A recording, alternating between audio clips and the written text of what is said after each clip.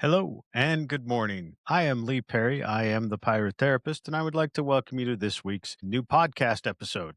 I want to start today by conjuring an image. I want you to picture an old building, and I mean like a couple of hundred years old. The foundations were usually made of large rocks and mortar, and they were put together in the shape of walls, if you will. And that was what they would build these buildings on. And they were big and sturdy and pretty solid. There's a reason they did it. But I want to ask you this: which is more important for a solid foundation? Is it the rocks, the big rocks, or is it the mortar that holds the big rocks together? Today, we're going to talk about what helps to hold a relationship together. We've all been taught to focus on the big moments in relationships, the milestones or dramatic gestures, the big turning points. And these things do matter, but they are not the whole story. Most relationships are actually built or broken on the little in between moments. We were taught to believe that relationships are made of big moments, the first date, the first kiss, the first I love you, the getting married, having kids, big fights, big apologies, big decisions, buying a home. These things, these milestones in a relationship, we are often led to believe that these things will define the relationship. They're big, they're dramatic, and they're emotional. The ones that we remember talking about. Well, don't get me wrong, they matter. Absolutely, they matter. But here's a part we don't talk about enough: the moments that don't make up most of the relationship. The majority of the relationship is built in ordinary days, quiet mornings, long afternoons, tired evenings, the days that blur together and don't feel important. And yet, those are the days that it's where we actually live love. We tend to measure relationships by their highlights and their breaking points, but most relationships don't fall apart because of one explosive moment. They drift. They wear down in the space between the milestones. It's in what doesn't get said or what doesn't get noticed. It's in the problems that we don't fix, that we don't repair. Somewhere along the way, many of us start to believe that once the big milestones are reached, the relationship should just work. Like love becomes self sustaining. Like effort is something you pour in at the beginning and then you just coast on later. Relationships do not run on autopilot. They don't stay strong just because two people once chose each other. They stay strong because of what happens after the choice, over and over again. And that's what this episode is about. Not minimizing the big things, but looking closer at what actually holds everything up day to day. The things that we're never really taught to pay attention to, the things that matter but don't seem really loud in our lives. So before we go any further, I want to ask you something else. And I want you to sit with it honestly. When you think about your relationships, what do you believe really matters the most? Is it the big moments, the milestones, the major promises, or is it in everyday behaviors, the everyday ways that trust and respect and safety flourish? Now, let's talk about why big things matter so much and why getting clear on them is the foundation for everything else. Trust, honesty, respect, shared values, boundaries, emotional safety.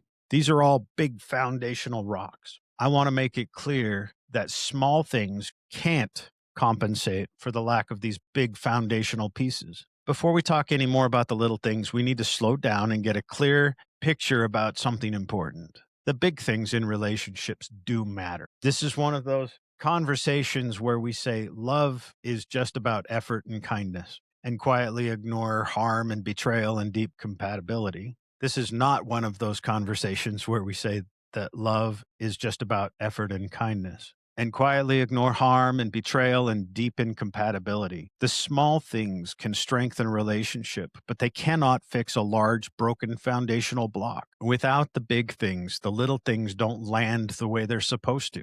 Trust is one of those big things. If you can't trust someone, every small action starts to feel uncertain. A kind gesture feels confusing. A promise feels temporary. Your nervous system doesn't really relax. Respect is another. Without respect, even loving words, they feel kind of hollow. If someone consistently talks over you, dismisses your feelings, or treats you like you're too much, the relationship becomes unsafe, even if there are moments of affection. And then there's emotional safety. Emotional safety is knowing that you can be honest without being punished for it, knowing that you can be vulnerable without being mocked or minimized or ignored, knowing that conflict won't turn into cruelty. That's not small. That is a critical foundational block. Shared values matter too, not identical opinions, but shared priorities, how to treat people, how to handle conflict, what commitment means to you, whether growth is important, whether kindness shows up when things get hard. When these big things are missing, relationships often start asking us to shrink or to endure and explain away pain. We tell ourselves it's not that bad, or at least they don't, or perhaps I'll just try harder. Love is not meant to be survived, it's meant to be lived and acted on daily. This is where people sometimes get stuck because they'll say, but there's good moments, or they do little things for me. And yes, those things matter, but small kindnesses cannot cancel ongoing disrespect. Thoughtful gestures cannot replace honesty, consistency, and consistency can't exist without trust. When I say consistency can't exist without trust, I don't mean that someone can't behave the same way for a while. People absolutely can be predictable, routine, or even reliable on the surface without trust being present. And what this means is consistency only feels like consistency when there is trust. Here's why. Consistency isn't just about repeated actions, it's about emotional reliability. When trust is present, consistency means I know what to expect from you. Your words and your actions line up. I don't have to be on guard all the time. But when trust is missing, even repeated behavior doesn't register as consistency. It registers as uncertainty. Without trust, the repetition feels fragile. Imagine someone who says the right things most of the time or shows up quite often, even does thoughtful gestures. But perhaps they've lied before or broken promises or turned on you when things got hard. Even if they're doing the same thing over and over now, your nervous system doesn't relax. Every moment feels temporary.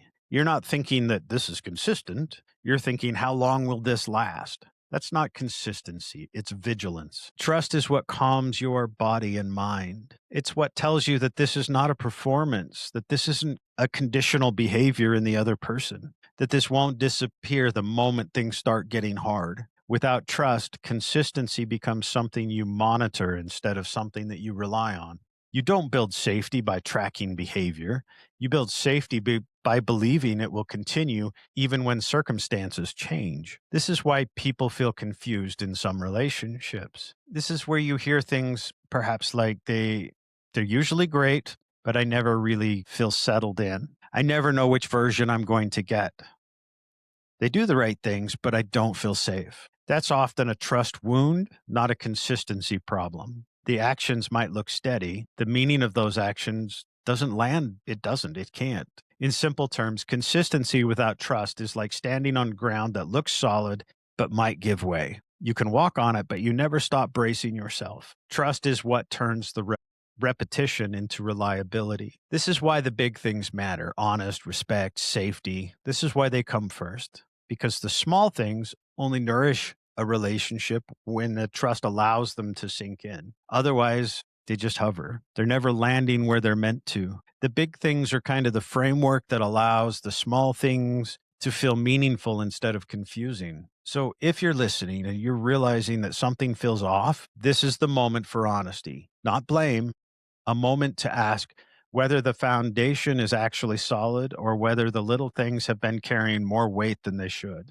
And here's a gentle, and I want it to be gentle, question for you to hold as we move forward. If the small things in a relationship are meant to nurture connection, what are they built on? So let's talk about what happens when we focus on the big things alone and quietly stop tending to the daily moments, the more common times where we have to actually act in small ways to keep love alive. People assume that once the big things are established, the relationship can coast. This mindset quietly leads to complacency, and complacency leads to neglect. The big promises don't sustain connection if everyday emotional presence disappears. Once the big things are established, once trust has been named, commitment has been declared, and the relationship feels real. Sometimes subtle often happens. We relax, not in a healthy, grounded way, in a checking out kind of way. Does that make sense? This is where there's this unspoken belief that once the foundation is laid, the foundation should be able to carry itself like the hard work is over. Like love, once proven, doesn't need as much tending. But relationships don't work like houses. You finish building and then you walk away. Look at your relationship more like a garden. You can have all the good soil, strong roots, and right structure and still lose everything if you stop showing up to water it. When we focus only on the big things, we start treating love like a contract instead of a living connection. We assume that because the important conversations have happened, because the labels are in place, because the promises were made, the relationship should now be on autopilot. And this is where the danger begins. This is where the drift starts. Not because anyone wants or tries to hurt each other, but because attention quietly goes away. Life gets loud, work gets heavy, stress takes over, resentments build and go unspoken. The relationship slowly shifts from something you participate into something that you manage around. You still share life, you still share space, but you stop sharing presence. This is also where people confuse stability with connection. They'll say nothing is wrong, and technically that may be true. There's no crisis, no betrayal, no big fight, but there's also no warmth, no curiosity, no attention, no feeling of being emotionally met. When we only tend to the big things, we unintentionally teach the relationship that maintenance only matters when something is broken, that care only shows up during emergencies. And over time, that teaches both people to stop reaching. Because why reach if no one is really responding? This is how relationships slowly go quiet and the drift continues, not with anger, but with distance. And that's the danger of focusing only on the big stuff. It keeps us from noticing the moment connection starts slipping away because we're waiting for something dramatic enough to justify paying attention. In the next bit, I want to talk about where relationships actually live day to day and why the smallest moments carry sometimes the greatest weight. Daily, ordinary moments. Relationships are shaped in interactions, tone of voice, attention, consistency, and presence. This is where you can start recognizing your own relationships. If relationships don't live in the big moments alone, then where do they actually live? Well, we spend a lot of time, the majority of our time, in the small things, in the small day to day where nothing major is happening. We don't really want to live in a world where there is something major happening every day in our lives. So that means the majority of the time we're going to have those quieter days. This is where these behaviors need to happen. Everyday interactions that maybe seem ordinary, perhaps so ordinary we barely register them until they just stop happening. They live in the now, how we greet each other. At the end of the day, they live whether we look up to the other person when they start talking, in how much space there is for feeling, in how much space there is for feelings that aren't neat or convenient. The small things are the tone of your voice when you're tired. They're the pause before responding or the lack of one. They're the difference between listening and just waiting your turn to speak. This is where the connection is either reinforced or quietly starts to disappear. Most of us don't wake up and decide to stop caring. We just stop noticing. We stop noticing the bids for connection, the little attempts to be seen or heard or understood, a comment about someone's day, a sigh, a half formed thought that's really an invitation. When those attempts are met with presence, connection grows. When they're met with distraction, dismissal, or silence, something small closes off inside of that person reaching out. And those small closures add up. It adds to the drift. The small things are also where meaning is created. Remembering details, following up, being curious, genuinely curious in what's going on in the other person, checking in even when nothing is wrong. It's these moments that show that you're still important to me. And here's what makes this tricky. The small things don't always feel urgent. There's no alarm that goes off when you stop asking questions, no notification when kindness starts slipping, no warning sign when effort turns into assumption. So relationships don't usually break loudly here. They just thin out. They drift. They become polite instead of warm, functional instead of connected, and they become quiet instead of alive. And often, by the time someone says, I feel lonely in this relationship, the loneliness has been growing in 1,000 unnoticed moments. The small things are where love is practiced, not proven, not in the grand gestures. They're choices. daily, ordinary, repeatable choices. And when those choices are made consistently, relationships just don't survive, they feel lived in. Let's talk about how neglecting these small moments can lead to a slow erosion that so many people don't realize is happening until they've already done large amounts of damage to their relationship. Most relationships don't end because of one huge event, but through gradual emotional disconnection, complacency, unspoken hurts, unmet attempts for connection, and how silence and distance often replace communication long before a breakup happens. Most relationships don't end in an explosion. They end in a quiet wearing down, not with yelling or slammed doors, but with less eye contact, shorter conversations, longer silences, with two people who still care but don't feel close anymore. And a lot of time, that distance doesn't come from a big betrayal or dramatic conflict. It comes from complacency. Now, when I say complacency, I don't mean someone stopped loving or stopped caring. Most of the time, complacency is about assumption, not apathy. It's the moment that curiosity fades and we start thinking, I already know you. We stop asking questions. We stop checking in. We stop noticing the changes in the other person and in our lives. That's where that drift continues to happen. Complacency also shows up when effort turns into expectation, when we assume our care is understood, so we stop expressing it, when reassurance, appreciation, or affection become optional instead of intentional. But care that isn't expressed doesn't always land even when the love is real. Another way complacency creates erosion is through presence, not in dramatic ways, but in everyday moments, half listening,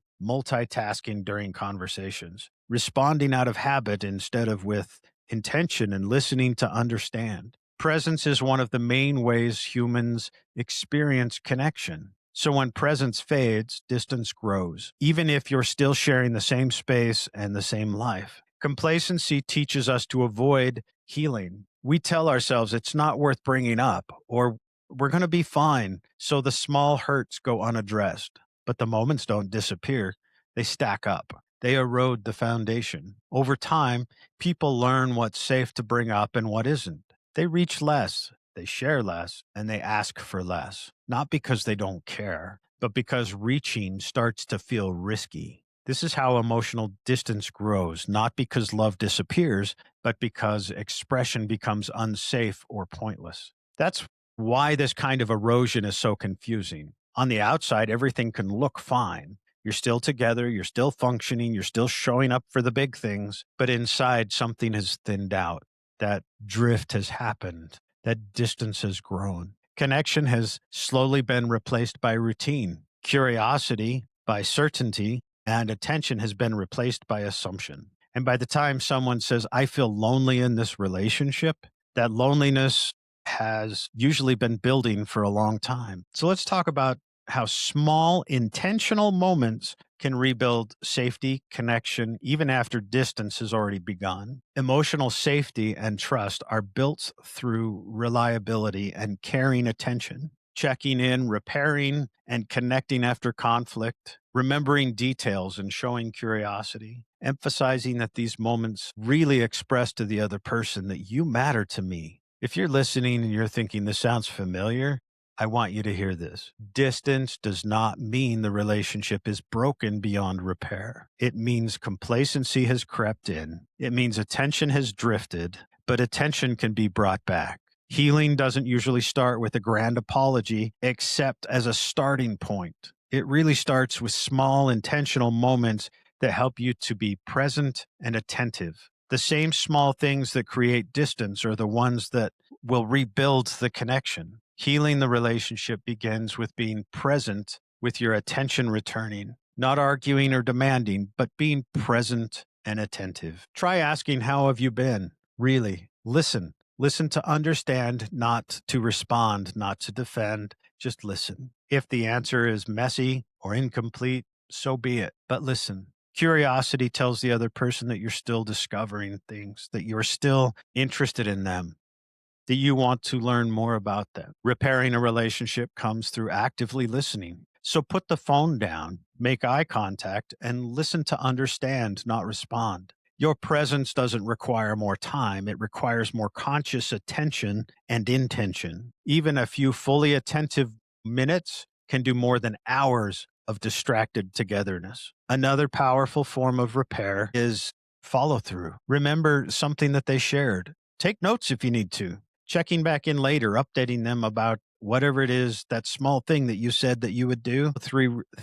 Follow through rebuilds trust, not through promises, but through reliability. Repairing a relationship also means addressing the small ruptures when they happen, not after we hope that they've gone unnoticed. It's okay to say that I didn't mean it to land that way, or I'm worried about my efforts. Can we please talk about that? I want to know I'm doing okay, I'm doing better. I want to know that you see what I'm trying to do here. These moments prevent resentment from building up.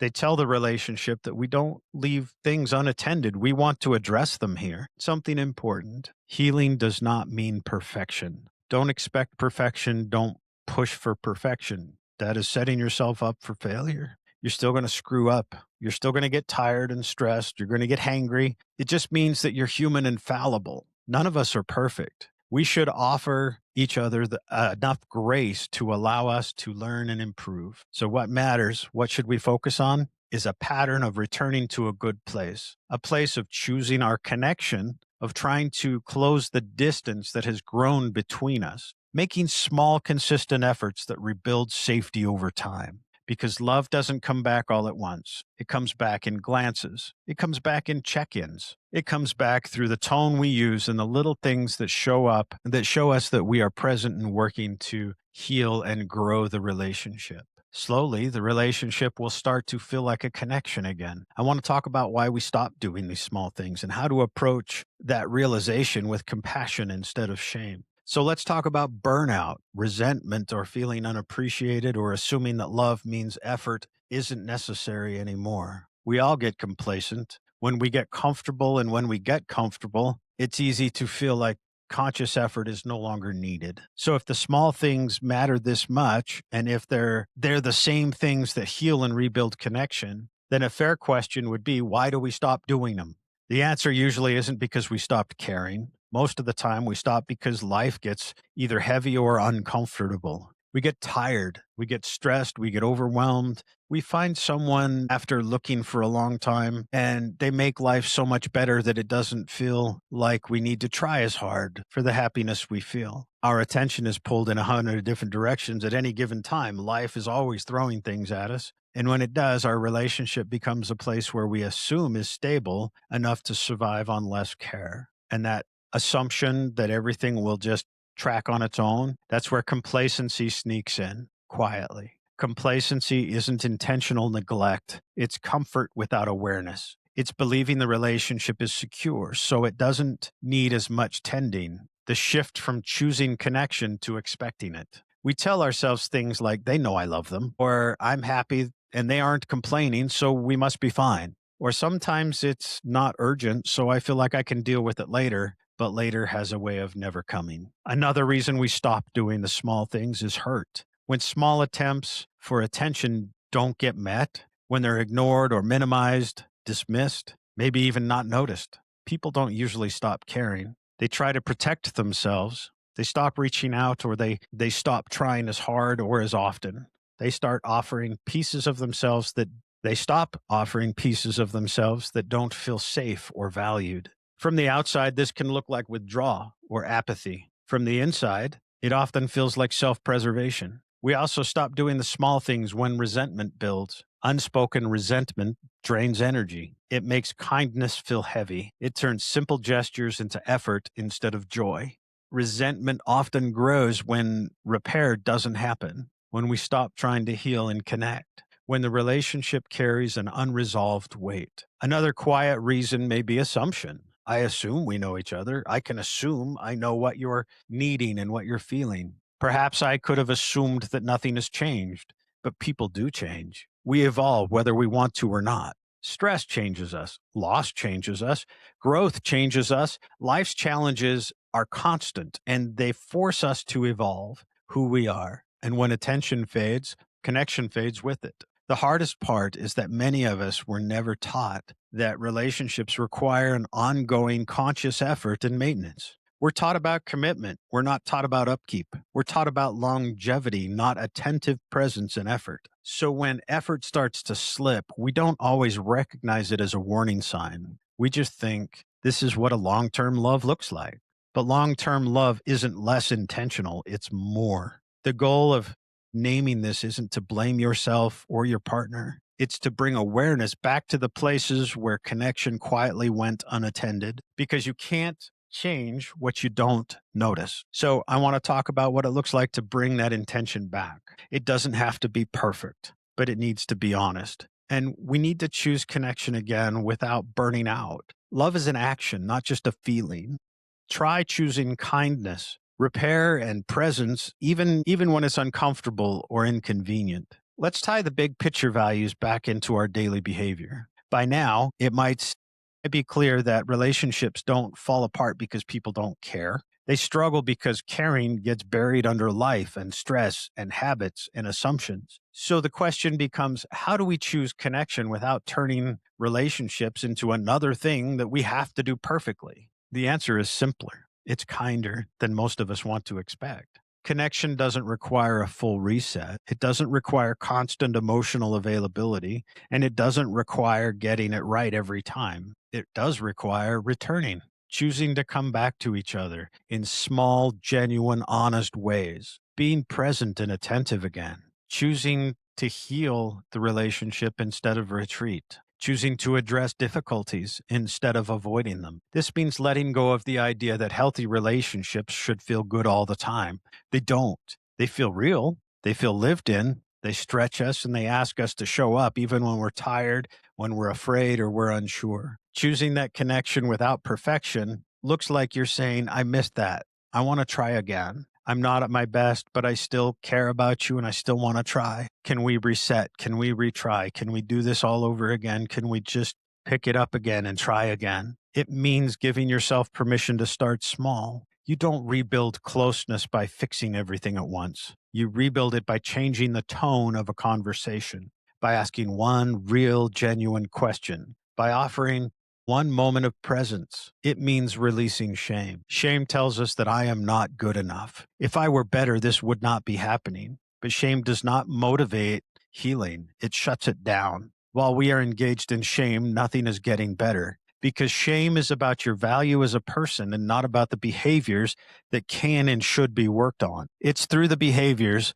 that we can create change. Compassion leads away from judgment. Compassion should be used frequently and everywhere we look. We should show compassion to ourselves and towards others. Compassion for the fact that relationships are built by imperfect humans doing their best with what they have. Building a relationship through connection should not be about grand gestures. It should be about consistency, about deciding again and again that the relationship is something you actively participate in, not something that you coast on. Think of it like going up a down escalator. There is no staying still. If you're not putting effort in to move forward, you're going backwards. You're losing ground. When we make that choice to push forward, to show through actions and even quietly or imperfectly, relationships don't just stabilize, they start to heal. Our hearts will soften and positive feelings can come back to life. Please reflect. Try not to blame. I encourage you to think about one small thing you've stopped doing or one small thing that you could start doing again. You can do this. So let's focus on actionable efforts. Before we wrap up, I want to give you a moment to pause, not to analyze or fix anything. I just want you to notice. As you've been listening, there may be a relationship that keeps coming to mind. A partner, a friend, a family member, or even your relationship with yourself. If so, just acknowledge that. You don't need to decide what it means just yet. Just notice what came up. Now ask yourself, without judgment, where do I feel the most connected right now? And just as gently, where do I feel there is distance? I'm not looking for blame here. I'm hoping you find awareness because awareness is the doorway to change. You can also reflect on this. Is there one small thing I've stopped doing, not out of malice, but out of habit, exhaustion, assumption, or complacency? Or is there a small thing that I've been wanting but haven't known how to ask for? Sometimes the most important realizations aren't about what we should do next. They're about what we finally allow ourselves to name and identify. If any part of this reflection resonates, that's okay. And by resonate, I mean it gets you in the feels. Perhaps you may even feel vulnerable. That resonation usually means that something is important to you, that it matters. So let's keep it light. It's important here to remember compassion. Don't focus on promises or pressuring yourself to get it right. Ease up on the pressure. Take a moment and be honest with yourself, because relationships don't change through force. They change first through noticing. Even noticing by itself is a meaningful first step. Please remember that milestones don't hold relationships together. People do. Real love lives in consistency, attention, care, and action. When things feel comfortable, it's okay to bask in that, but do it with the other person, your partner. Enjoy the moment together. If you both feel comfortable, maybe discuss how you can work together to keep that comfort going forward. Make it a shared experience, not a solo journey. Talking about relationships with your partner, really talking about them, bringing up concerns or the things that we perhaps feel vulnerable about, it takes courage. It takes courage to acknowledge a distance instead of denying it. It takes courage to admit that we've checked out a little, and it takes courage to reach back in when it would be easier to stay guarded. If you're listening to this and recognizing parts of yourself or your relationship, that awareness isn't a failure. It's a sign that you care. Relationships aren't sustained by people who never drift. They're sustained by people who notice the drift and choose to return.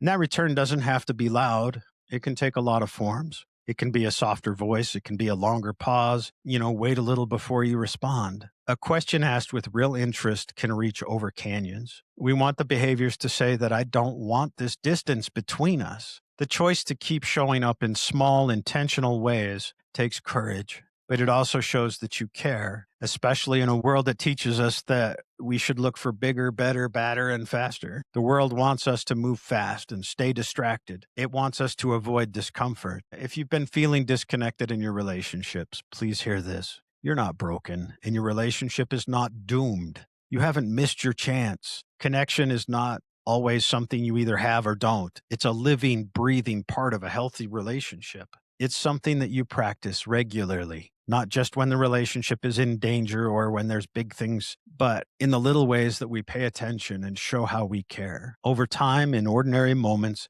with imperfect hands, just showing up to do the best we can. Now, whether this episode brought up some clarity, discomfort, hope, maybe even all three, that means you're paying attention. And paying attention is where real love begins again. I want to leave you with one simple invitation, not to task per se or a checklist, but an opening. Choose one small thing this week that reintroduces connection. I don't want you so focused on fixing things or proving with grand gestures. When feelings are raw, it's often the little things that speak the loudest. A grand gesture when the recipient is feeling hurt and vulnerable can be too loud and feel insincere. The little things done consistently, showing presence and attention, that's the mortar that holds the big rocks together to keep it in the shape that you want. Without the little things, or the mortar in this case, you just have a big pile of rocks without form. You don't have a foundation. In the end, relationships are not held together by the big milestones alone. They're held together by the courage to keep choosing to show up in the small, quiet choices every day, as well as the big. Love isn't something you fall into and then stop tending. It's something you practice daily with intention. Love shows up in attention, in intentional presence, the willingness to notice and return and keep returning and continually noticing. It's in the small choices to listen a little longer, to put the phone down and look up instead of scrolling, asking one more genuine question. Look to build instead of retreat in fear or comfort. Those moments may not feel dramatic, but they're powerful. They're the moments where love stays alive and thrives. It's the watering of the garden. It's not dramatic, but it's necessary. So be gentle with yourself. You're learning a skill that no one fully masters. We only practice. So be attentive, not because relationships are fragile, but because they're alive, and anything alive needs care and attention. I want to thank you for being with me today. Wherever you are in your relationships, May you keep choosing attention and connection, one small moment at a time. And as your friendly pirate therapist, I say, mind the ship. It's not the grand voyages or the legendary storms, but the daily tying of knots, the quiet leaks, the way you tend the sails when no one is watching. Because ships don't sink from waves alone. They sink when no one's paying attention and things get into disrepair. So keep your eyes open, your heart steady, and your crew close. I want to thank David. He helped me come up with this topic. Well, this is your pirate therapist signing off. May your connections be intentional, your repairs timely, and your love well and actively practiced. So, until next time, steady as she goes.